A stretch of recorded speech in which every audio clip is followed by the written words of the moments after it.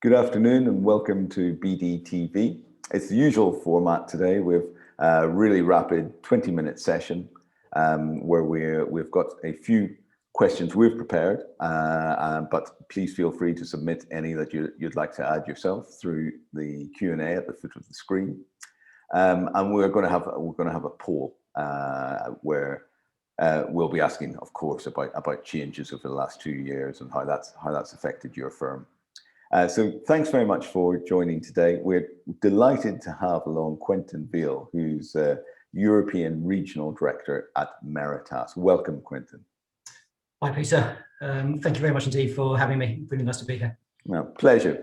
Quentin has had over 25 years experience in professional services with a deep specialism in the global legal market. First came across him when he was working at BLP, and we've been friends, and he's been a client over the years since. So it's a real delight to have him on. He's representing Meritas, of course. So Meritas, founded in 1990, it has over 180 top-ranking law firms in about 90 countries around the globe. And I know this is a constantly moving feast. So we'll come to talk about that in a moment. First of all, Quentin, how has growth been impacted over the last 12 to 14 months? Yes, that's a good question, Peter. It's clearly been a challenge. You know, there's no doubt that the last year has been, you know, we've seen a lot of different changes, obviously going on generally within the legal market, but of course within the networks. But I think for us, it's been very successful. If I look at, let's say, our three major parts of our growth, you look at the retention and the recruitment of our members. As you said, we've got about 186 member firms now in about 90 countries around the world, and we continue to add to those numbers. We've recruited just in the last 12 months new firms in Thailand, in Taiwan, in Connecticut in the USA, in Australia and in Austria. The way we've recruited has been more challenging. We would normally meet our prospective firms, and clearly more of that has moved virtually. But clearly, I think that shows that firms are keen to join the network, which is superb for us. And then we look at the other major aspects of what we see as being successful for a network, the engagement with our members. And clearly that the way we've engaged has changed fundamentally from more face-to-face to clearly a more digital way of engaging and interacting. But that's again been very positive and been able to introduce new ways of doing things. And then there's the business flow. There's the referrals that go on between the members within the network and from outside and into the network. And while that was certainly impacted at the beginning of the pandemic, when firms were looking at their own business and working for their clients, in helping them through the initial stages, that business has picked up, and referrals have certainly picked up over the last 9 months. Great. And when I look at global legal networks, I always think there's a balance, isn't there, when I'm comparing it with the largest firms, and I think do you find, when we compare this sense of belonging in a firm and this sense of belonging in a network, which of those do you think dominates? Yes, I think traditionally you would see yourself as belonging to a firm and being part of a network. I think that particularly relates to when you're a smaller firm, and therefore you've got closer connections with your colleagues, and obviously ability to build relationships with them easier. As the firm grows and particularly goes international, then that becomes a little bit harder. I think there is, though, a very strong component of belonging in the relationships and the connections you have with others. If you look at, you may belong to a family, you may belong, to a community group, or you may belong to a sports team. That's a sense of belonging because of the relationships. And certainly from Meritas's point of view, what we definitely try and do, we spend a lot of our time doing, is trying to foster those connections, help our firms to really get to know each other, build their relationships, build that trust, which is fundamental to them doing good work together. Does that mean they feel they belong to the network? Well, possibly not, but certainly there's a sense of community that we try to create, which gives a greater sense of belonging. Yeah, certainly. That's actually a good point to turn to our poll today, if we may. And I'm going to share it with everyone who's watching this live. If you are catching up with us on YouTube, let me just explain what we're saying. One of the things we've heard discussed and heard it has been a challenge for a lot of firms around the globe has been people management since the start of the pandemic, and especially in terms of that sense of cohesion between the employees, the business services, and partners in the firm. They're no longer sharing the same real estate. So, how is that working as well, or indeed is it because it's working remotely has meant we're actually becoming better at regular communication, and we're putting more emphasis upon that. So I'm just going to let a few of the folks come in now, and we've got a pretty clear direction coming on this now, actually, saying that of the three options, let me just end the poll before I bias the results, and I'm sharing them with you now. Of the three options, it's the positive is it's much more joined up now. Working remotely has meant we've become better at communicating regularly. 3/4 of people saying that on today's poll. None saying it's the same, and interestingly, 1/4 saying things are harder online. It's tough to arrange times to talk, and there are fewer ad hoc discussions. Now, Quentin, you're in quite a privileged position, or certainly one of the sort of pioneers in that you've always had to deal with conference calls and video calls and so on. So are you surprised by those results? No, I mean, I think both the answers are correct. I mean, I think there is a sense of being more joined up, being more cohesive, because the technology has made it easier to connect, particularly when it comes to with people outside of your country into another country and across regions. And the move, I think, away from conference calls, which have been a very blunt tool for connecting with others, to virtual meetings where you can see each other, at least if not face to face, has been very positive. And the fact that we've all had to do that, we've all learned how to do that, and the technology has really proven to be very successful in doing that, I think has enabled us to feel more connected than we may have feared that we would have done if it hadn't been for the technology. And yet, absolutely, face-to-face is a fundamental part of relationship building and connectivity. And so, there will need to be a balance. It has been harder. Clearly, you haven't been able to meet face-to-face. And so I totally understand the people who mentioned it has been harder. That's clearly absolutely right. And then going forward, I'm sure firms will be looking at doing both. Having face-to-face interactions when they can, but balancing that or adding that to a strong program of digital communication. Yes, and is that what your member firms are saying as well? Are they supporting them? Yeah, very much so. I mean, I think you join a network because people like to meet with each other. Lawyers like to meet with each other. As you say, it's much better for building those important relationships, building those connections, sharing knowledge, and discussing sort of business opportunities, and things. And so certainly the lawyers I speak to, the members I speak to, they're looking forward to a time when we can meet again. Equally, I think, as we've all found, they have found that the digital method of communication and interaction has been very successful, and that will continue. As one of my lawyers said to me the other day, said it's like having McDonald's. If you just eat McDonald's, you will get fat.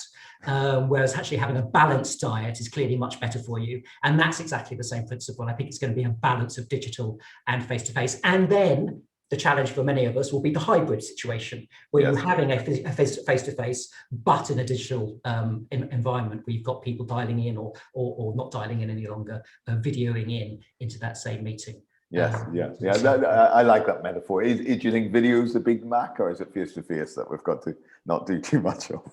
I think it will. I think regular communication is going to be key. That's what creates relationships. It's not doing it once off. It's not going to one annual conference and then expecting those relationships to strengthen. You can't do face-to-face all the time. Clearly you can't, particularly if you're trying to do it internationally. That's just obviously from a cost, time, resource point of view, that's impossible. And so you've got to add digital communication into that. So it will be a balance. I think we will see, I think we'll continue to see digital communication to be very strong within firms, but certainly as they balancing with a regular program of face-to-face connection, as much as possible.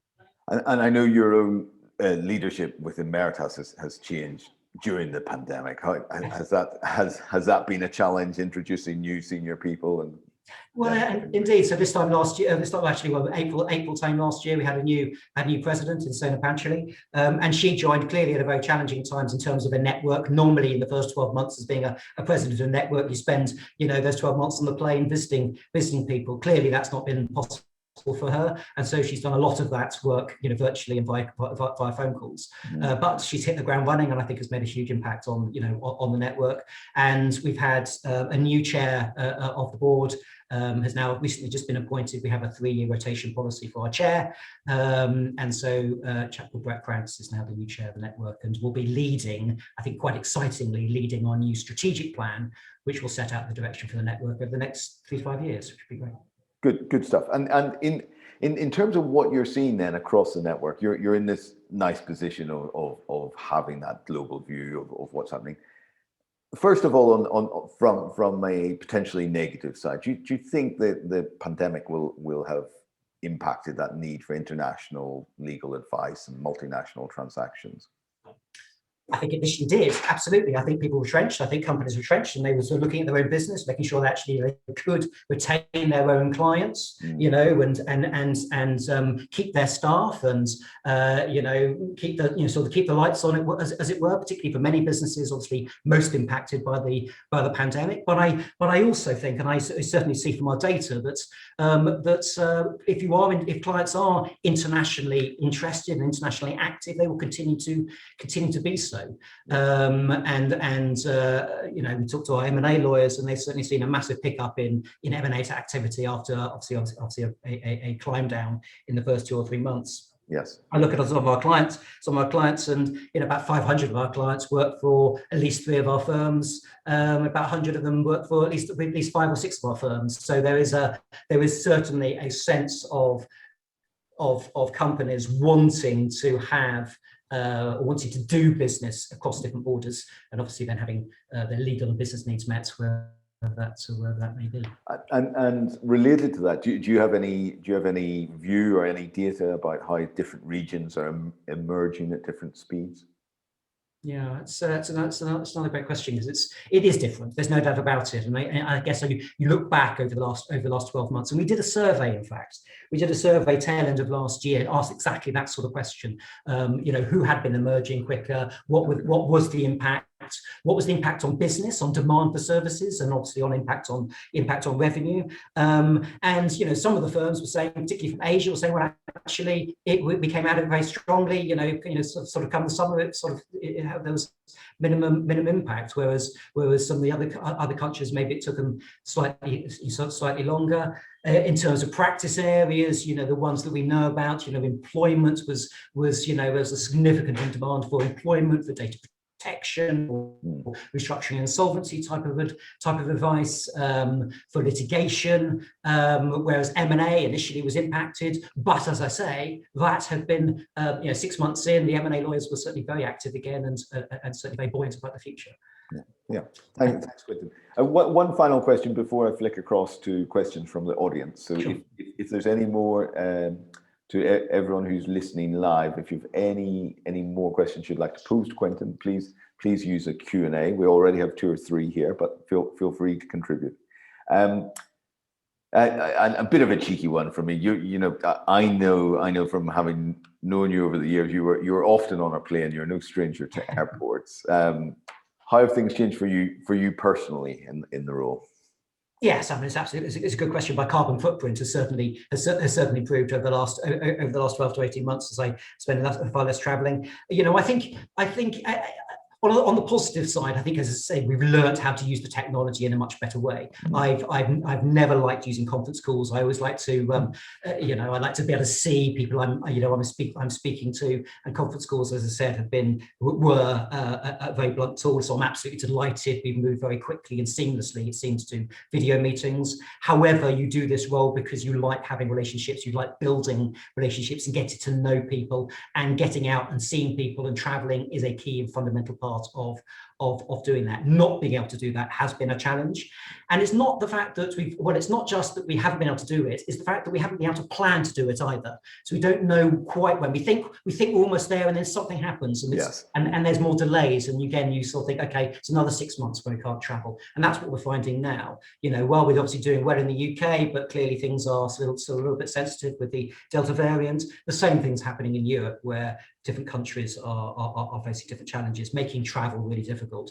So it's been that uncertainty, I think has been a challenge. But I think professionally it's been a very interesting year, and certainly I'm very much looking forward to the next 3 years as we develop the strategic plan and really sort of think about the future.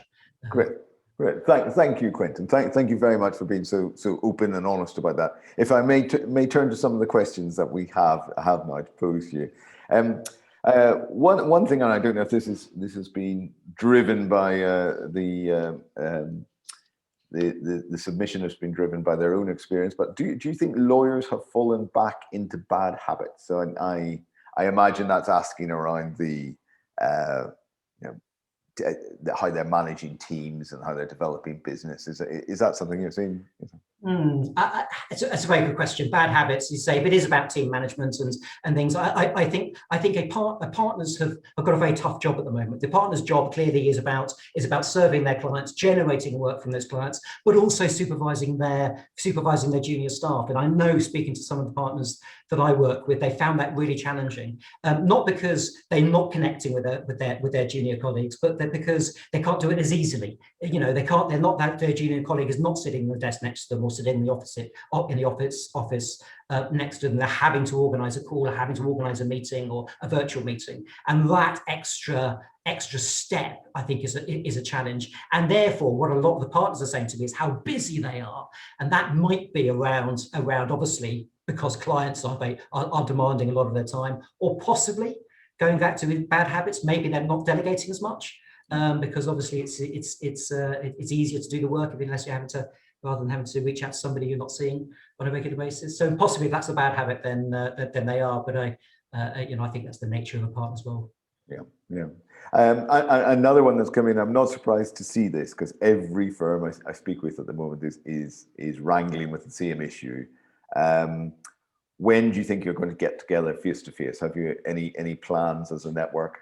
Well, really looking forward to our annual general meeting, which was due to have our 30th anniversary in London in 2020, and literally everything had organised. Everything been organised. We had attendees, we had the program sorted, we had the social functions sorted, and of course, and that's due to be April time, and so by middle of March or end of March, we had to pull the plug on that, and obviously haven't been able to do that this year, and so next year. So it is in the diary for beginning of May next year, and that will be some party. Or obviously also very professional and great agenda of topical stuff, but I think I think fundamentally it'll be a great party, which would be really great. And did you say, is it the first time in London, or is it one of the first time? It'll be the first time in London. Yeah, it'll be the first time actually outside North America, which is obviously a great move for the network and a great move for Europe generally, and obviously the UK. So yes. And do you see clusters getting together, like Nordics or North America region? Yeah, I mean, we are trying to, where that's able to happen. I think there is, where in the States, for example, I think there is more ability to travel within the States. I think within the Nordic region, we've got a very active Nordic group. So the firms in that part of Europe regularly connect with each other, and they previously would have had lots of meetings. And because it's easier to travel, not getting on planes and things. We might be, but you don't have to get on planes between the countries. Where that is possible, I think that will happen earlier than next year. but I think the network is taking a fairly strict approach to organising big meetings, because I think there is a sensitivity to travel which we've got to be aware of for members from different parts of the world. Yeah, absolutely, absolutely. Quentin, thank you. I'm conscious of time. We've almost used our 20 minutes up. Final question, and we give this to all attendees and then all guests. What are you most looking forward to when we completely unlock? Yeah, I think it's getting back to a little bit of normality in terms of the role. As I say, it's been a weird 12 months, and my role is about relationships and connections with our lawyers and making sure that they are getting what they want from the network. And while clearly we can do that digitally, it's much better and much easier to actually do that face to face. So that ability to travel, go and visit people, I think will be massive. One of the things I have learned over the last 12 months is how to make a blinding pizza. So new pizza oven, like I think is I think a very popular in the UK, certainly at the moment. So that's been one of the tools I've acquired over the last few months, and the kids have certainly enjoyed that. And so becoming better at doing that, I think will be even better. So great. It's about the connections and relationships fundamentally. Are you a margarita or a Hawaiian man? Well, you know what, I was asked. So we had some friends over, and I was asked, and somebody said, "Oh yes, going to have a Hawaiian pizza." And I said, "Pineapple." I said, I don't do that. But no, yes, it was popular and enjoyed, and so yes. So I don't have an issue of putting pineapple on the pizza, but I know some people do. That's a big question. Variety pizza is the spice of life. So whatever you want on the topic, whatever you want on your pizza, is fine by me. Cool, Quentin. It's been great to speak with you. Thanks very much, and thanks for covering a very broad range of issues today. My absolute pleasure. It's been a real delight. Thank you. Thank you. Take care, everyone. Thanks for signing in. Cheers. Bye.